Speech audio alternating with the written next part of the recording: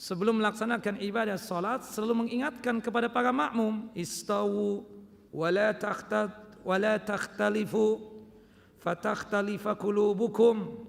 Tolong kalian luruskan barisan salat kalian dan janganlah kalian saling berselisih, yang akibatnya nanti qalbu dan hati kalian juga saling berselisih. Ussu sufufakum, tolong rapatkan barisan salat kalian.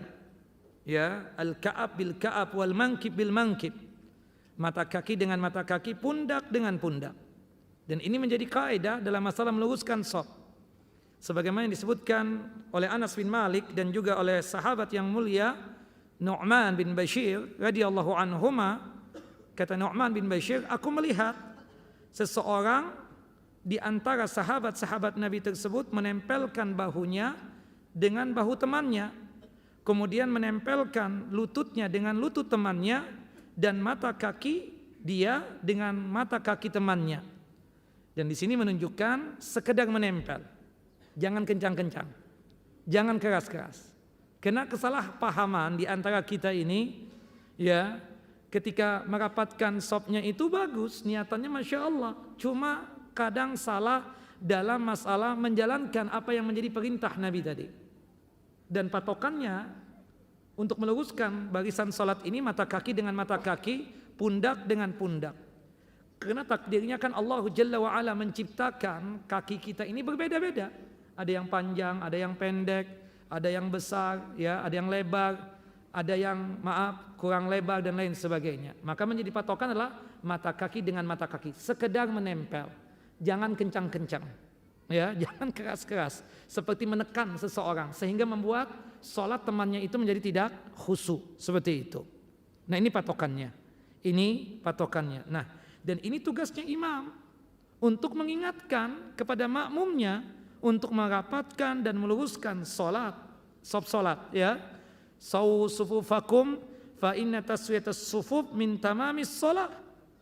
Tolong rapatkan, ya, barisan sholat kalian. Ya, sesungguhnya kesempurnaan barisan sholat ini termasuk bagian daripada kesempurnaan ibadah sholat. Nah, kesalahan yang terjadi untuk orang yang sholat sebelum dia melaksanakan ibadah sholat yang berjamaah ini tidak merapatkan barisan shaf atau barisan sholat.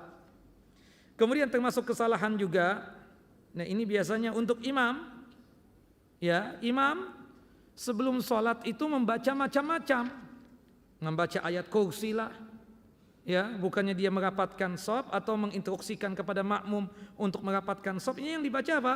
Membaca surah ayat kursi, membaca Al-Ikhlas, membaca surah Al-Falaq, membaca surah An-Nas, atau mungkin ta'awud, a'udzubillahi minasyaitonirrajim.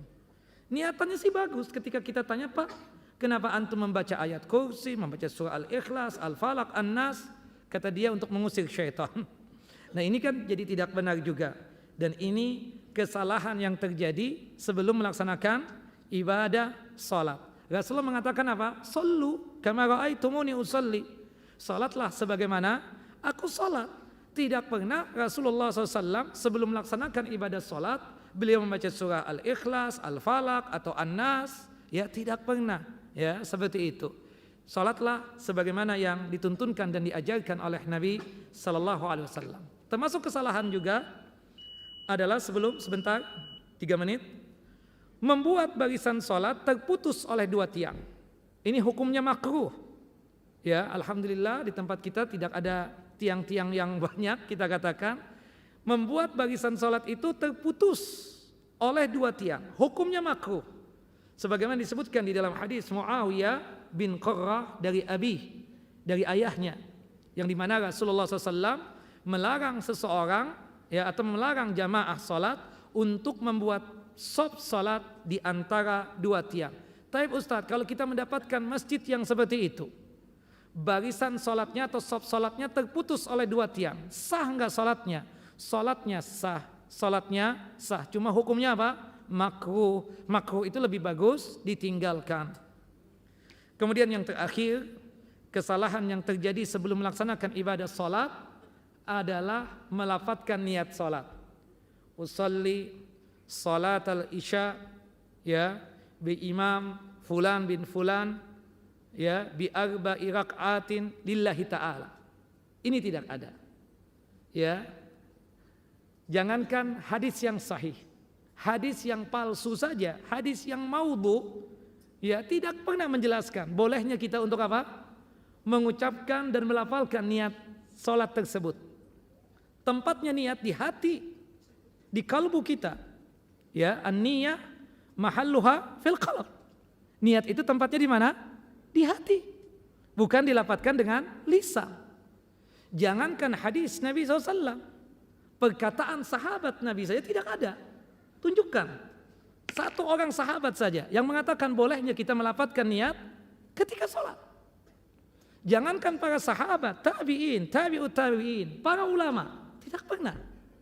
Imam yang 4, Imam Abu Hanifah, Imam Malik, Imam Syafi'i, Imam Ahmad, tidak pernah membolehkan untuk apa? Melafadzkan niat. Termasuk kita katakan Imam Syafi'i yang menjadi panutannya kita orang Indonesia tidak pernah mengatakan bolehnya untuk apa? Melafadzkan niat ketika sholat tersebut. Nah ini termasuk kesalahan dan ini yang dikatakan oleh Al-Imam Ibnu Abil Izzi Al-Hanafi rahimahullah rahmatan wasi'ah, bahwasannya tidak ada seorang ulama pun yang membolehkan yang demikian, termasuk Imam Asy-Syafi'i rahimahullah melarang yang demikian. Karena apa? Niat itu tempatnya di mana? Di qalbu atau di hati kita. Nah ini kesalahan-kesalahan yang terjadi sebelum melaksanakan ibadah salat. Jadi perhatikan ikhwan, ya dari sekarang ini betul-betul kita pahami bahwasannya penting kita ini untuk memperhatikan ibadah salat kita. Tidak hanya sekedar ketika salat. Sebelum salat juga kita perhatikan apa yang kita lakukan ini benar atau tidak. Kalau sekiranya apa yang kita sebutkan tadi ternyata pernah kita lakukan dan itu terlarang dan tidak benar, tolong ditinggalkan. Tolong ditinggalkan. Subhanallah, betapa nikmatnya seseorang yang sanggup untuk menghidupkan sunnah Nabi sallallahu alaihi wasallam. Kalau kita ini betul-betul menjalankan apa yang dilakukan oleh Nabi SAW, kenikmatan buat kita. Salah satu cara untuk mendapatkan syafaat Nabi SAW adalah mengikuti apa yang dituntunkan oleh Nabi sallallahu alaihi wasallam. Baik, cukup insyaallah kita lanjutkan lain kesempatan.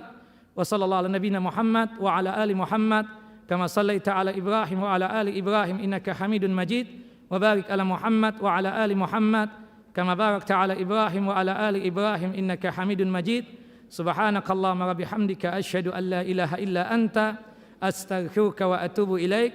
Wassalamu alaikum warahmatullahi wabarakatuh.